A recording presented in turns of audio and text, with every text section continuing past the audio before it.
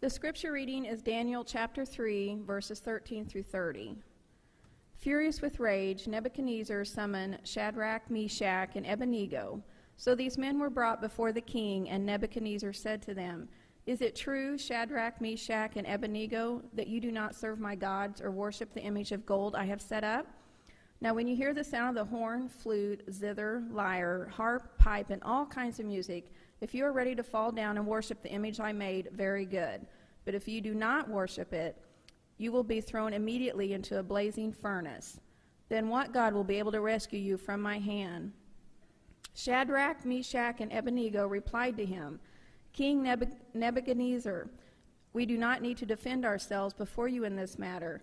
If we are thrown into the blazing furnace, the God we serve is able to deliver us from it, and he will deliver us from your majesty's hand. But even if he does not, we want you to know, your majesty, that we will not serve your gods or worship the image of God you have set up." Then Nebuchadnezzar was furious with Shadrach, Meshach, and Abednego, and his attitude toward them changed. He ordered the furnace heated 7 times hotter than usual, and commanded some of the strongest soldiers in his army to tie up Shadrach, Meshach, and Abednego and throw them into the blazing furnace. So these men, wearing their robes, trousers, turbans, and other clothes, were bound and thrown into the blazing furnace. The king's command was so urgent and the furnace so hot that the flames of the fire killed the soldiers who took up Shadrach, Meshach, and Abednego, and these 3 men, firmly tied, fell into the blazing furnace. Then King Nebuchadnezzar leaped to his feet in amazement and asked his advisors, "Weren't there 3 men that we tied up and threw into the fire?"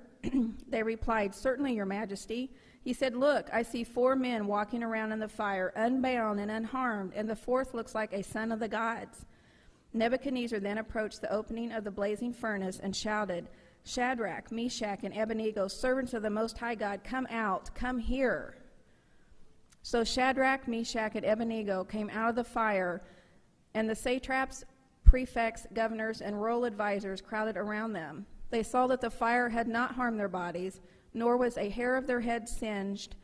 Their robes were not scorched, and there was no smell of fire on them. Then Nebuchadnezzar said, "Praise be to the God of Shadrach, Meshach, and Abednego, who has sent his angel and rescued his servants. They trusted in him and defied the king's command and were willing to give up their lives rather than serve or worship any god except their own God. Therefore I decree that the people of any nation or language who say anything against the God of Shadrach, Meshach, and Abednego be cut into pieces, and their houses be turned into piles of rubble, for no other God can save in this way." Then the king promoted Shadrach, Meshach, and Abednego in the province of Babylon. The next scripture is Matthew 24, verses 3 through 14.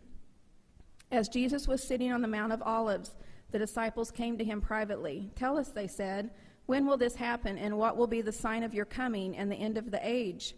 Jesus answered, "Watch out that no one deceives you, for many will come in my name, claiming, 'I am the Messiah,' and will deceive many. You will hear of wars and rumors of wars, but see to it that you are not alarmed. Such things must happen, but the end is still to come. Nation will rise against nation, and kingdom against kingdom.